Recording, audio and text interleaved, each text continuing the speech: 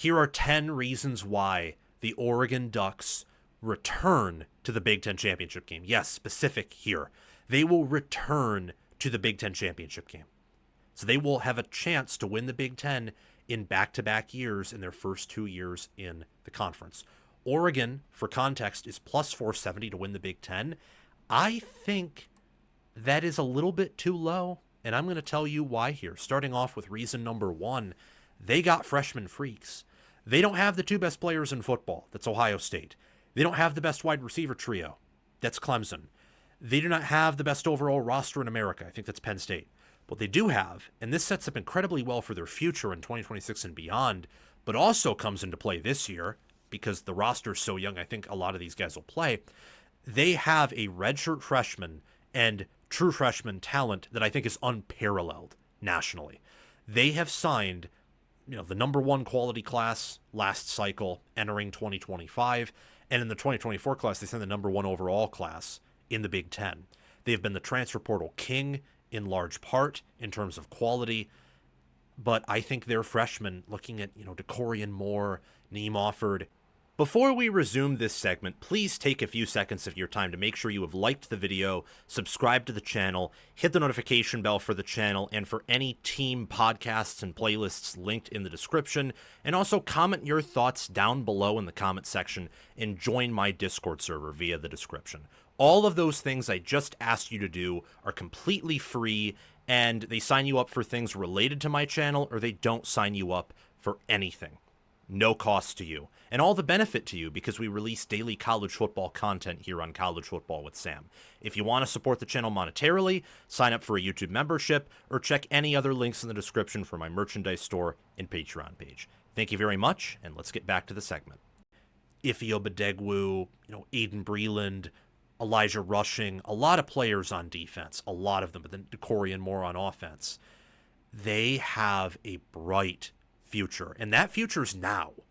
Not maybe in September, but as they get reps and as they play in a Big Ten schedule, have to experience travel on the road, I imagine with the great staff Oregon has, they'll succeed, they'll grow live before our eyes, and that can become a non-negotiable. It can. Now, that is something that, if you're talking about realism, that is a reason that can be debated. I'm open for that to be debated. But I'm high on their freshmen. I'm buying stock in them, so I list this as my number 1 reason. My number 2 reason is the elite, is the great staff. So Lanning, plus the OC Will Sign and DC Tosh Lupoy, love that group. I have my questions about Lupoy, but Stein is amazing. Lanning is amazing. You got Tony Tuioti, D-line coach, Alik Terry, offensive line coach. They took Syracuse's wide receivers coach. They did. Ross Douglas, who I love. And Chris Hampton, I think, is a great defensive back coach. And Wilson Love, their strength and conditioning coach, is one of the best in the business. So this staff, combined with this young roster, and the fact that Lanning, I think, continues to either reload or make upgrades with his staffers and continues to adapt, means that this is a team that will grow as the year goes on. They will not start off a certain way and finish worse than that certain way. They will grow and improve as the year goes on. Number 3 is the NFL starting offensive line. They have a fantastic starting lineup. I can name all of them, I believe, by memory. Let me try. So you got Alex Harkey, right tackle. You have the incoming Nevada transfer, Isaiah World, remembered his name, at left tackle. You have Iapani Lololu at center, Dave Uli at guard, and I think maybe, who's the other? Oh, Emmanuel Pregnon. How could I forget his name? So I actually could remember all of those names by memory. Let me actually check the depth chart now. You also have Matthew Bedford. That's who I was thinking of initially. Then I remembered, oh, duh, Emmanuel Pregnon. They have an NFL starting offensive line. Depth, it's not the deepest O-line in America, but I think as long as they stay mostly healthy and don't suffer more than one injury, this is going to be a non-negotiable for teams to face. World is an All-American tackle. Harkey is, if not close to that. Lololu was one of the best centers in America. Pregnon, one of the best guards. And I imagine between Dave Uli and Matthew Bedford, that other guard spot will be pretty good. Looking at number 4, Their D-line is huge, multiple 300-pounders. They're also deep. So Mateo Uyunglele and Tatum Tuioti, I think, are the best D-end edge group duo in the Big Ten. And you got Ashton Porter and Blake Purchase and Elijah Rushing behind them, so they have depth there. Amari Washington, Bear Alexander, Tiani Gray, Aiden Breland, and Terrence Green, big defensive tackles, really deep there. Oregon's deeper at D tackle this year than last year. They will not have the same caliber of starters. It's a very similar situation to Michigan. I think Oregon and Michigan are both deeper on the D line than last year, specifically D tackle, because Oregon at least returns both of their best D ends. Michigan does not do that. But despite losing their NFL D tackles and regressing at starter there, I think depth-wise, Michigan and Oregon will be better at defensive tackle. And Oregon, I think, overall could be better on the defensive line. Definitely in depth they are. We'll see if they are overall. Number 5 is Brycen Moore. He'll have 1,000 receiving yards. He'll be better than Ryan Williams, and he'll have over 10 touchdowns. He'll be an All-American. Now, I don't have a ton of evidence to back that up, but I'm giving you 10 reasons with brevity. So outside of saying that my sources and people I'm close to, smart people in my corner who've told me that, and his 5-star rating, and the fact that, he has a good build to him, good height, good arm, good track time, I can't give you a tangible reason why he's going to be that good. But with Ross Douglas's coaching and Will Stein's system, I think this is the perfect environment for him to break out. When you have freshman freaks, one of them starting and being the best of them, an elite staff, and then NFL big physical trenches, why wouldn't you be a team who's likely going to reach the college football playoff?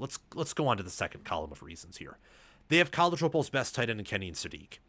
I think Ohio State's probably deeper at tight end than Oregon, but I think Oregon's best tight end is better than Ohio State's best tight end, and their 1-2 punch is better than Ohio State's 1-2 punch. Sadiq's my number 1 tight end in football. He's freaky, awesome at receiver, looks like a wide receiver as a receiving tight end, and is a good blocker too. Number 7 is they have an older quarterback. So Dylan Raiola's in year 2. Bryce Underwood's in year 1. Julian Sayen's in year 2. Maeva is, I think, in year 3 or 4, but year 2 with USC's program. Dante Moore's in year 2 with Oregon's program, year 3 overall. So looking at the age and the fact that he started as a true freshman, so he has experience, but he's also older, and talented, and he has a wonderful supporting cast, gives me confidence that, much like Ohio State with Julian Sayin, Oregon will help Dante Moore along if he isn't up to program standards right out of the gate. I think those are 2 quarterbacks that'll actually start off shaky early, but as the year goes on, people will think, are they the same person? Did someone just take off a Julian Sayin skin suit and, put on something else, and now the real Julian Sayin and Dante Moore are playing quarterback? You're going to see Dante Moore on his good side, not what you saw at UCLA this year. Reason number 8 is their excellent 1-2 punch with Mekhi Hughes and Noah Whittington. Hughes will be a 1,000-yard rusher. Whittington will have a few hundred yards. They have some depth behind them, but I think that's an excellent 1-2 punch at running back. Reason number 9 is their NFL production. They're not quite Ohio State, not quite Georgia, but they're about Texas level, where they've now put, I think, double-digit NFL draft picks back-to-back, or very close to it. I'm impressed with how they've been able to develop. Their development and in-game coaching improves every year. So they've shown before that they can reload. I think this is the last year for Oregon, where from a power rating standpoint, there's a chance where they don't reload and actually regress pretty substantially. But I'm not picking that to happen, in part because of what they've shown me in terms of development. Number 10 is their overall talent. It's too good to ignore. It's like Ohio State's, Texas's, Georgia's, Alabama's. Again, they're younger than all those teams by a good margin, but in terms of just pure star power, they're very close, if not there. So that's a big reason why their floor can be high and why their ceiling can be even higher. I want to quickly pivot over to the schedule for Oregon. Usually I kind of do a lull or transition with these, but I think getting right to the chase, since I'm picking them to go to Indy, makes the most sense. Montana State week 1, Oklahoma State week 2, at Northwestern week 3, Oregon State week 4, travel to Penn State week 5. That is an easy 4-game stretch leading into a huge game at Happy Valley in week 5. Oregon can lose that game in week 5, and if they win everything else, they're probably in Indy. So off the week 6 bye, they get Indiana at home. They're a double-digit favorite there. They'll be a double-digit favorite at Rutgers week 8. Kind of a trap game, but Oregon won trap games last year. They should win them again this year. Got Wisconsin at home week 9. Off the week 10 bye, you play at Iowa, then host Minnesota week 12. Host USC week 13, play at rival Washington week 14. Not the easiest schedule, mostly because of the travel, but if you only look at the quality of team, Oregon should win 11 out of 12 games. They should. The travel is what makes this tough, and I think a good staff and a physical team can make up for that. So when I look at Oregon here, they're going 10-2, 11-1, and I'm leaning right now towards that 11-1, and I think that will get them into Indianapolis, and they'll play. I'm projecting right now Penn State could also play Ohio State and have an opportunity for a revenge game in probably either spot. I think they'll lose to Penn State in the regular season. Not a guarantee, but I just think they will right now. Could get an opportunity for revenge there or revenge for Ohio State for last year's Rose Bowl game. Regardless, Lanning has put Oregon in a good place. I believe, if not this year, more likely beyond this year, that Lanning will win Oregon its first national championship. Thank you for watching College Football with Sam.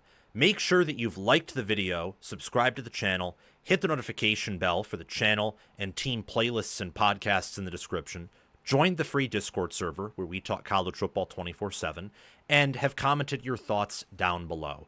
Check out the description for any ways you can support the channel monetarily.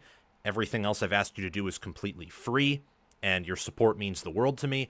We're trying to become the next big thing on college football YouTube. 6-figure subscribers, maybe 1 million one day. I think we can do that. And also check out any videos or playlists, anything in these columns right here, where there will be videos and playlists. Yeah, you get the point. Have a fantastic day, and I will see you in the next one.